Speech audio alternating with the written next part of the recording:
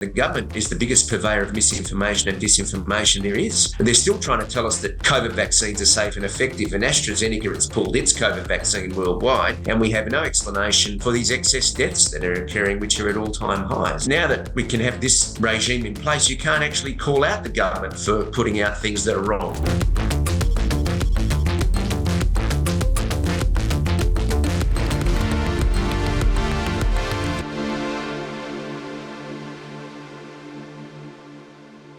Hello and welcome to another episode of Australia Censored. My name is John Storey, Director of Law and Policy at the Institute of Public Affairs.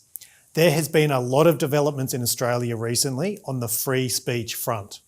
To talk all about it, I'm very pleased to be joined by Dr. Rocco Loiacono, a senior lecturer in the Curtin University Law School and a regular contributor to Sky News and the Spectator Australia. Rocco, welcome to the show. John, thank you for having me.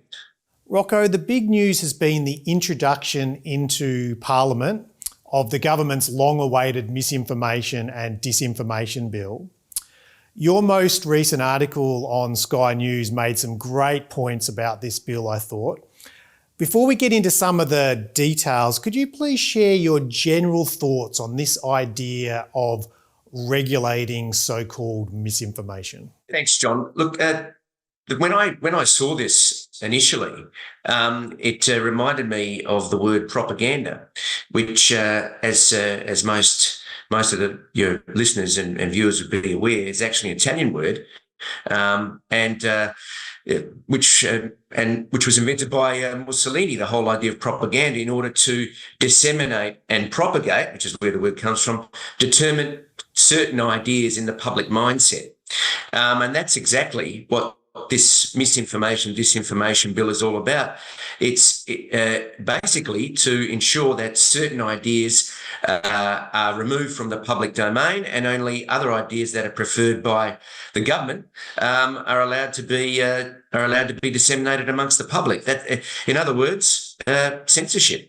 Yeah, that's a great insight. I know you're a translation expert, so that's a good insight. And that's, to me, exactly how this bill operates. In order to limit misinformation, you have to have a rule that says, well, what is true or what is false. Ultimately, this concept of misinformation comes down to that. What is true and what is false? And if social media companies are going to be fined for allowing misinformation, they will take their cue from the government of the day as to what they believe is true or false. So look, we've already seen that. I mean, we saw Mark Zuckerberg admit recently that he took his cues from the Biden administration when it came to censoring information on COVID-19. And the social media companies have got form when it comes to this, haven't they? I mean, YouTube has no qualms about demonetizing and taking people down when they put views up there that its censors don't agree with or find harmful or offensive. So the financial incentive is there for social media companies, by virtue of the big stick the government is trying to wield, to decide what's true and what's not.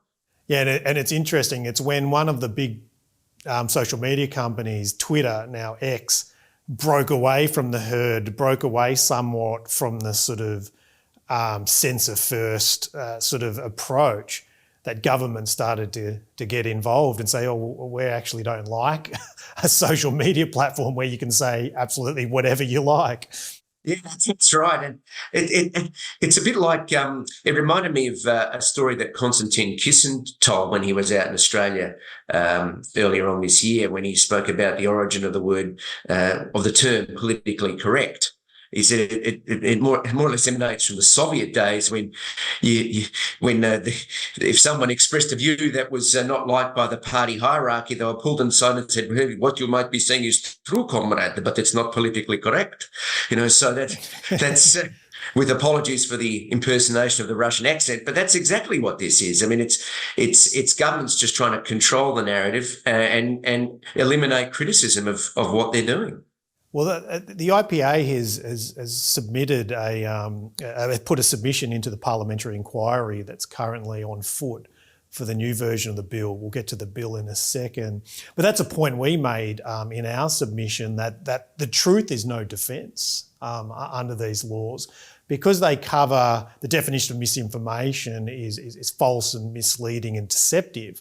Things can be misleading and deceptive that are actually true if it's, for example, certain truthful information is taken out of context or not provided with its full context and that sort of thing. And so it's actually not about truth or falsehood. It's about what's acceptable. Look, there's an old saying, the truth initially is ridiculed, only later on to be found to be self-evident.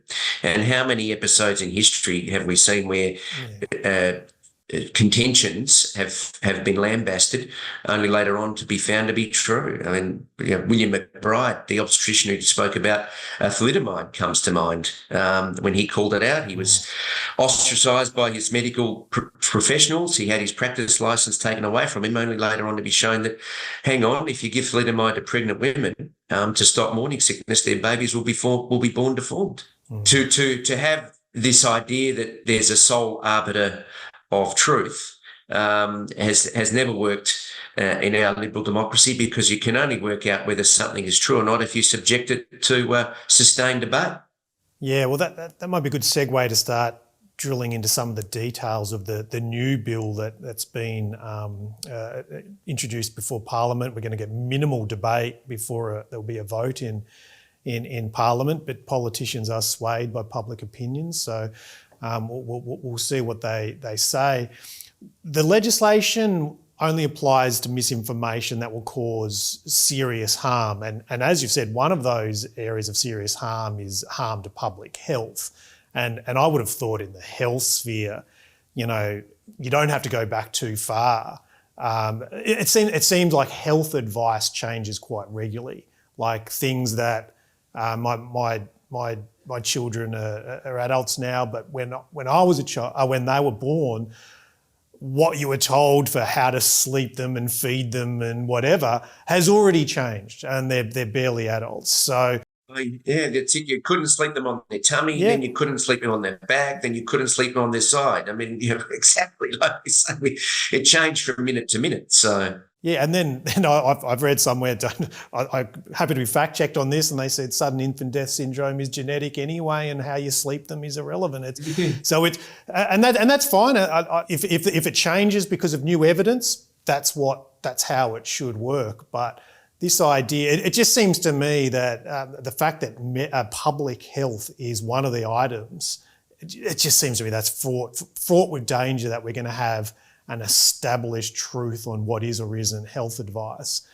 And the government will be very reluctant to deviate from that if later evidence comes along. Another aspect that I find to this definition of serious harm, again, starting to drill into the details a little bit, it seems to me that the sorts of things that people might obviously think of as, or the majority of people would think of as clearly false or wrong. I'm thinking about, flat earthers and, people who deny the moon landing happened, and I'll probably get in trouble for saying that. But those sorts of things where people say, well, that's clearly nonsense or whatever, that's a clear falsehood.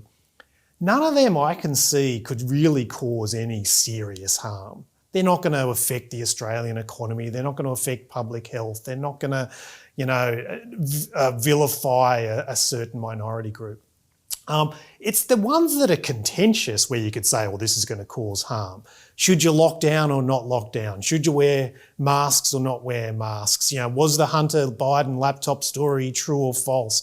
These are the things that can sway elections, can really influence public policy. But they are the ones that are most fiercely debated, and there is no established truth. It seems to me it's almost, counterintuitive that the more important an issue is, the more likely it could cause harm. But the more likely it is to be seriously debated and therefore impossible to prove whether it's misinformation or not.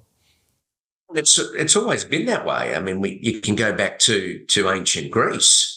and Socrates and Plato and the issues that affected ancient Greece back in those days were hotly debated and contested. You could go throughout history and what about this heading into the start of the Second World War? It was the established line that, look, if Germany wants to take the Rhineland or the Sudetenland, who cares? Because they're Germans anyway. And it was all about trying to preserve peace for our time. It was only a lone voice in the form of Winston Churchill that was warning of the dangers of appeasement. And of course, in the end, he was proved right. So it might be something that even 80 to 90% of the people would be on board with, and a contrary voice might be seen as misinformation, but at the end of the day, it's that contrary voice that you need to say, well, to stop people and say, well, hang on a minute, we're all just rushing down this road, but maybe what we're doing is not exactly in the best interests of public health or public safety or society generally. You need those contrary voices to present that alternative view, and if you can, through debate and by producing evidence, if what the contrary voice is saying is wrong, well, then you can easily dismiss it by showing that, hey, look, hang on, this is not right. But in terms of these issues, these hot issues that might, as you point out, swing elections, they're the ones that the people need to be best informed about. They're the ones that people need to have all the information in front of them to be able to make an informed decision. Look at The Voice last year. It was only when the information was readily made available to the public, despite the best attempts of fact checkers and RMIT and the ABC to shut people like the IPA and Peter Cridlin down. It was only then that people started realising, hang on, maybe this isn't such a good idea after all. And lo and behold, we see in the legislation that they're targeting misinformation and disinformation referendum campaigns. So you can only see why this is being done, where it's going, and as you say, the idea is here for governments to be able to control what's said in order to favour their preferred policy positions. That's an evocative example of, would Winston Churchill have been silenced under these misinformation laws for his contrarian stance leading up to the Second World War? It leaves you thinking. The government first introduced a version of this bill as an exposure draft June last year, June 2023. There was a lot of pushback, a lot of the law reform commissions and the bar associations and whatnot. Various legal bodies suggested this would be problematic from a free speech perspective. The government said, we've heard that, we're going to make changes. They sat on it for a long time and they've finally reintroduced it. But to me, not a lot has changed. Do you want to talk us through what's changed, what stayed the same? I think you're right, John. Not a lot has changed at all. There was a statement, I believe, put out by the minister that the concerns of some of the religious organisations had been addressed in terms of them being able to preach the tenets of their faith without it being called out as misinformation, for example, on views on sexuality and marriage and things like that. But I see today the Church of Bishop Murray Emanuel, who was stabbed last year, has put in a submission saying that the bill is wrong. And if I could I'll just, if it's all right, read from the submission. The bishop saying, freedom of speech is a God-given right and Christians have a right to express their beliefs. The church is now railing against this new bill, claiming that faith teaches us to seek truth and censorship should not be the solution, with the misinformation bill threatening to interfere with the critical work that the church does through its online content. Now, of course, it was a stabbing that Julian Grant took down immediately and tried to get a ban on it worldwide. But it's not just Bishop Murray Emanuel that's saying that this new version of the bill threatens religious freedom. It's the Australian Catholic Bishops' Conference, and they suggest that the bill, as now presented, would leave a question mark of what would be considered reasonable religious belief. In terms of, some people would consider elements of religious belief to be misinformation. Now, the traditional view on marriage, the traditional view on gender, we're still seeing that being called out as misinformation. We're still seeing issues and contention such as this whole gender fluidity debate in kids, causing serious mental harm if they don't take puberty blockers and undergo sex changes at very early ages. That's been called out as misinformation, but we saw the WPATH files earlier in the year call that out and say, no, hang on, what's being said is actually true. We do have evidence that forcing kids onto puberty blockers is harmful to their health, and later on they regret it. For the government now, the bill is currently presented. It now has the government basically being now the Religious Affairs Commissioner, potentially, as it was back in the old Soviet Union. So I don't think much has changed in the bill at all. It's just as bad, if not worse, as it was before. Yeah, I think that was probably the most hyped change that the government said they were going to make, was to add some religious protections. And it's a couple of words. It says, that it'll protect content of a religious purpose, which raises the question, well, what's a religious purpose? I mean, presumably quoting scripture, you're not going to get, fact checked. But as you said, what if you're religiously motivated? What if you make unpopular political opinions based on your religious beliefs? Are they captured? And then that raises the question, what if someone is opposed to, the gender theory and what's being done in this sort of trans space, particularly when it comes to children and biological men in women's sports and all that? People can object to that for non-religious reasons. Why should one be allowed and the other? It seems like it raises a bigger can of worms by adding that apparent exemption. As you said, it invites the courts to then say, well, what is it or isn't a legitimate religious purpose, which I think that's a dangerous place for a secular society to want to be going down. Yeah, I mean, do we want the courts to determine, as you say, in a liberal society, what is religious belief? I don't think the courts want to do that, frankly, and I don't think any sensible person would want a government official determining what is or what isn't religious belief. It reminds me of the conscription debates back in the First World War, when the leading figure against conscription was Archbishop Mannix, the Catholic Archbishop of Melbourne. I'm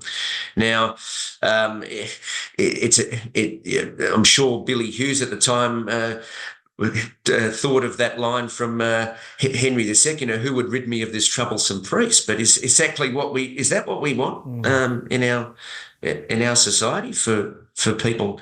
Look, we might disagree, and on issues like sexuality, abortion, all those kind of things, you're going to get hot disagreement because they're emotional issues, they're emotive issues, they're religious issues. But that's the way it's always been. And for a government to come in and say, well, hang on a second, we're going to say what's right and what's wrong as far as this is concerned, when people have legitimately held diametrically opposed views on issues like that, is the antithesis of what democracy is supposed to be about.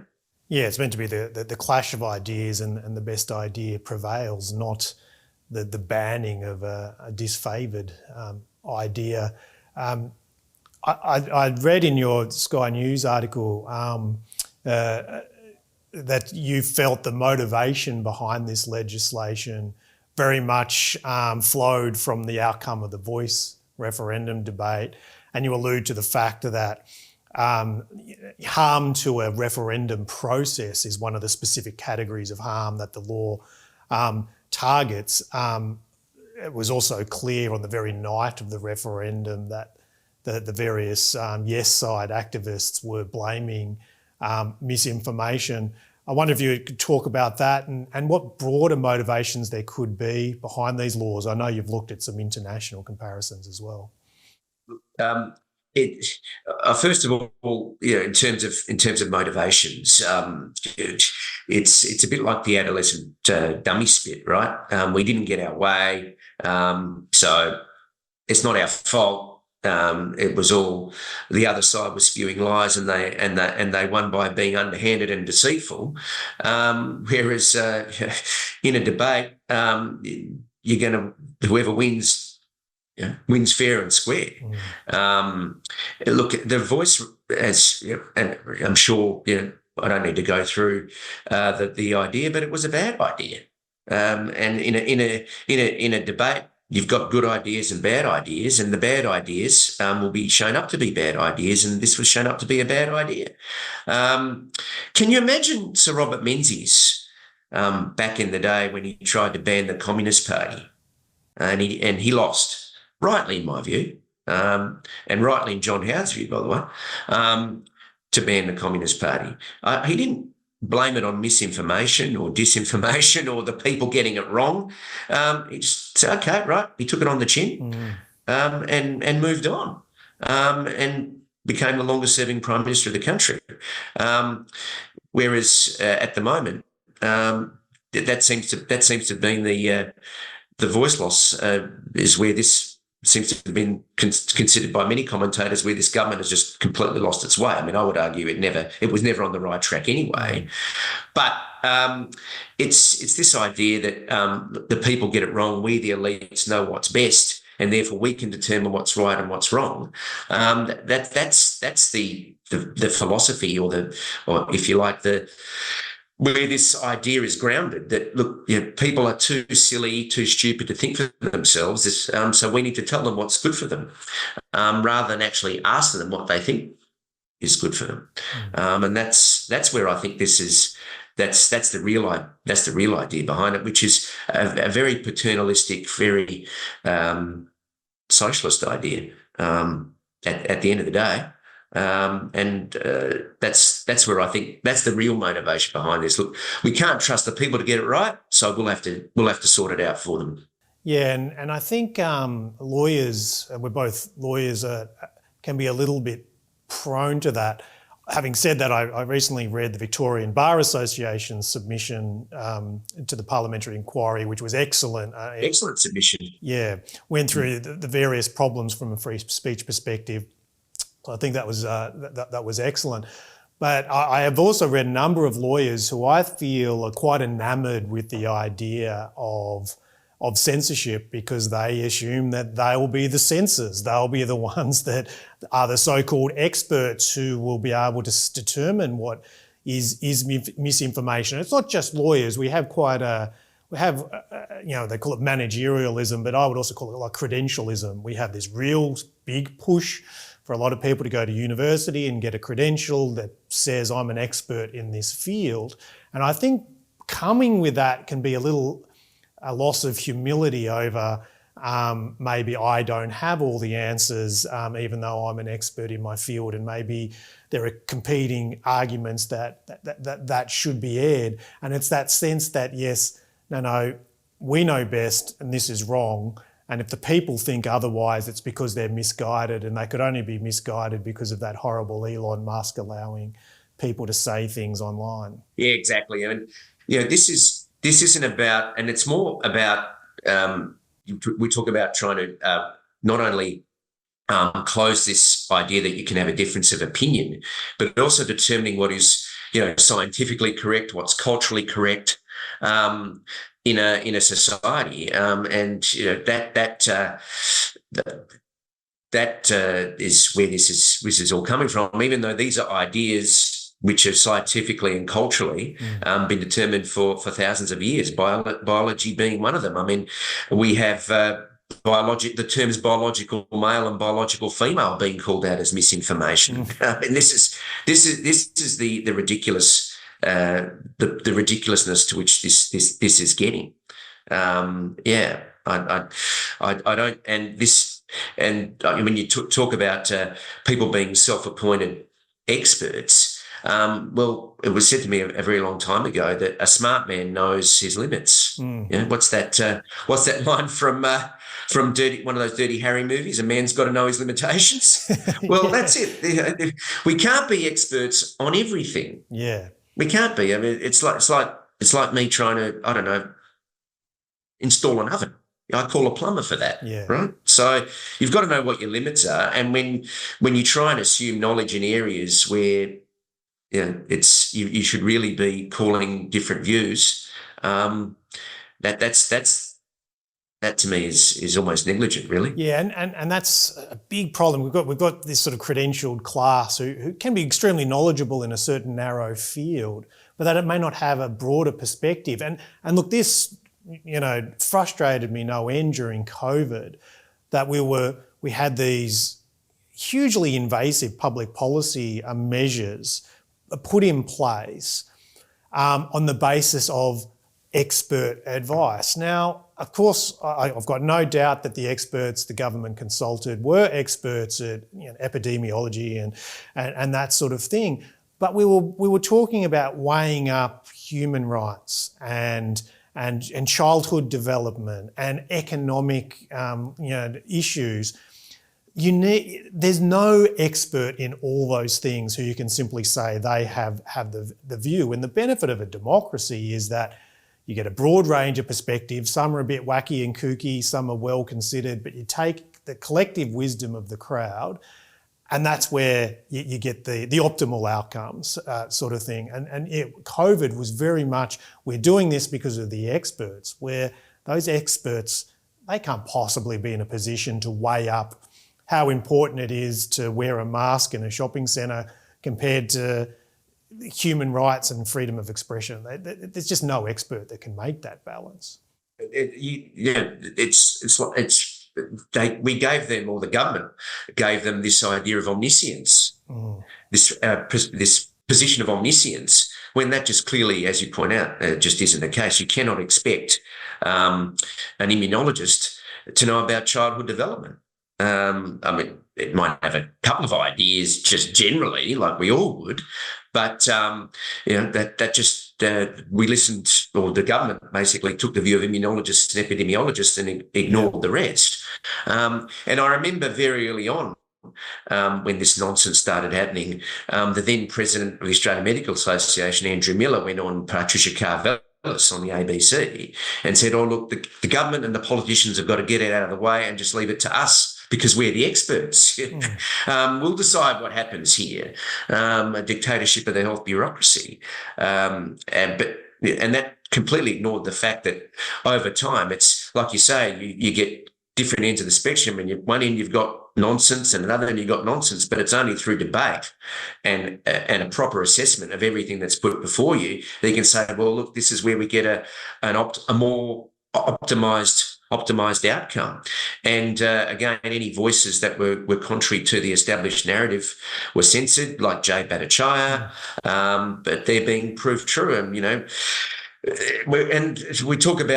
you want to talk about misinformation and disinformation. I mean, the government is the biggest purveyor of misinformation and disinformation there is. They're still trying to tell us that COVID vaccines are safe and effective, and AstraZeneca has pulled its COVID vaccine worldwide, and we have no explanation for these excess deaths that are occurring, which are at all-time highs. So if it weren't, now that we can have this regime in place, you can't actually call out the government for putting out things that are wrong, or misinformation or disinformation that are disinforming the public. Yeah, it's really disappointing that these laws have taken root in Australia, but it's certainly not limited to Australia. There's been some concerning international developments. The one that's grabbed headlines, probably most concerningly, is in the United Kingdom, where they're literally, the prisons are full, but they're releasing convicted violent criminals who have not served their full term to be able to put people in who have said things online that are deemed to be offensive and have breached various hate speech laws during recent sort of rioting and unrest. I know you've looked at the international scene. Where does Australia's law sit in the bigger picture? And interestingly, you mentioned the UK laws. They had a provision in the original bill which mirrors the Australian version of the harmful but not legal, or the legal but harmful provision, which was actually taken out, removed from the UK bill. But as you say, even so, people are being imprisoned for saying things online which people find offensive, yet the UK police can't solve a burglary. Yeah. So this is the effect of these kind of laws. I've had a look at a couple of things. I mentioned just recently, Gavin Newsom signed a bill about AI in California. He said here, you can no longer knowingly distribute and add on election communications that contain materially deceptive content, including deepfakes. So he wants to remove deepfakes and ensure companies take down all these videos to avoid government penalties. And he's now being sued by a person by the name of Christopher Coles, who created a deep fake or a satirical Harris ad. This is the kind of road we're heading down. And I mean, this kind of stuff's particularly aimed, the Democrats in the US have been sprouting misinformation and disinformation since 2016, of course, with Russia and collusion and all of that. It's interesting that those laws here are starting to mimic what we're seeing over there. But if I could just bring up the European EU guidelines, you have a look at that disinformation is a growing threat, as it says up there, to European democracies. Where have we heard that before? You've got Michelle Rowland saying that misinformation and disinformation is a threat to democracy. And she's copied that from EU Commission President Ursula von der Leyen, who said that misinformation and disinformation is a greater threat to the world than climate change. So this is the kind of stuff we're seeing online, and it's going to threaten global business. But if I could just go down to the Code of Practice, as you can see, the original Code of Practice spoke about transparency of political advertising, to empower fact checkers and researchers.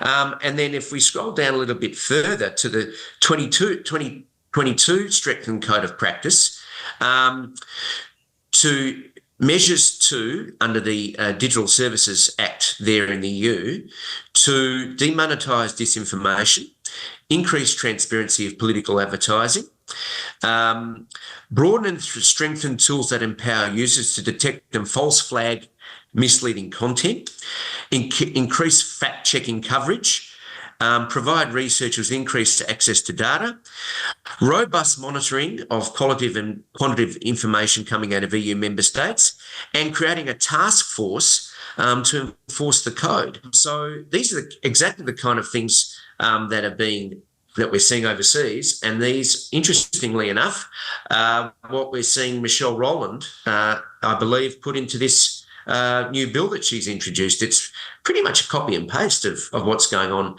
overseas. This whole idea that those in the know, those in power, those in privileged positions know better and can determine what is false and what is not, and can control what is in political advertising to ensure that we don't have misleading information which threatens our democracy. Well, as we know, the irony of that is that any attempt to actually censor debate is in itself a threat to democracy, whether those ideas be ridiculous or whether those ideas are not. Yeah, I mean, it's just this Orwellian language of talking about threats to democracy, so we need to censor opinion. It's just completely turned on its head. Threatening democracy for them because they might lose their positions. I mean, that's that at the end of the day. You can logically draw that conclusion. And that's what I find. There's a lot of twisting of language that goes on at the moment. Most famously, no one can define what a woman is anymore. But One of them is the word democracy itself, I believe, has been twisted, certainly when it's used by various political and cultural elites. Democracy doesn't mean anymore the process of popularly electing leaders. It's about a certain outcome. Certain outcomes are democratic if the outcome upholds the existing order of human rights and protection of minority groups and progress towards climate change and lowering international borders and all sorts of stuff. The process that results in that is democratic. A process that doesn't result in that is undemocratic. And that's how you get the absurd doublespeak of, if Donald Trump wins the next election, he will be a threat to democracy. It's like he wins an election and that's the threat to democracy. And to me, it very much comes back to what you said about Menzies saying, well, we had a debate, I lost, we move on. It's almost as if we lost the debate on Brexit.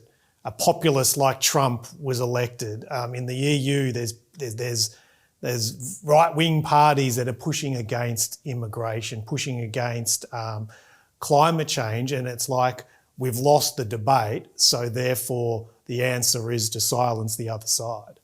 And that's that just sums it up in a nutshell. And it's only one side that's been obsessed with misinformation and disinformation and threats to democracy and trying to firm democracy. It's only one side that's worried about that, because that's the side that tends to lose when the people exercise their right to say, hang on, we don't actually like the path you're going down. In democracy, there's demos hatzia, government of the people, by the people, for the people. And when the people don't like that outcome, or when the elites don't like that outcome, then we have to try and make sure it never happens again. And censorship only seems to be attacking one side. As we've only seen, it's only people on the right that tend to get censored, and it's only people on the left that seem to have an obsession with trying to ensure that they save democracy. Yeah, the other disappointing thing about hearing what's going on in the EU, that the definition of the West was almost synonymous with freedom. That was almost what defined the concept of the West as opposed to other cultures. But it's just it's harder and harder to think of the West as free and liberal in that sense anymore, when you've got the EU, the United States, much of the Anglosphere and Australia fully embracing effectively censorship. Like, I mean, once upon a time, like you say, the West was the beacon of those ideas, and it's thanks to probably the greatest modern embodiments of those ideas in terms of Ronald Reagan and Margaret Thatcher, that economic communism was defeated and the Berlin Wall came down. It was Ronald Reagan himself who said the 9 most dangerous words in the English language are "I'm from the government and I'm here to help." And this is, you could use that to describe this misinformation and disinformation bill. Yeah. We defeated economic Marxism, but cultural Marxism was out there, and it's managed to survive. And a bit like a reptile, you cut off one limb, but it just continues and goes on hunting, and that's what's happened. And it's a bit like the West let down its guard. Francis Fukuyama spoke about the end of history. We won. Liberal democracy was seen as the most superior form of government, and we won. But we let down our guard, and now we find ourselves fighting to protect the most fundamental ideas of the West, and that is freedom of expression. Yeah, absolutely. All buildings need regular maintenance, and the building of Western civilization doesn't maintain itself either. Rocco, you've been extremely generous with your time. Thanks for your insights. It'll be an interesting couple of weeks until we find out where this particular bill lands in Parliament. Thanks again for all your input. Thank you for having me. It's been great.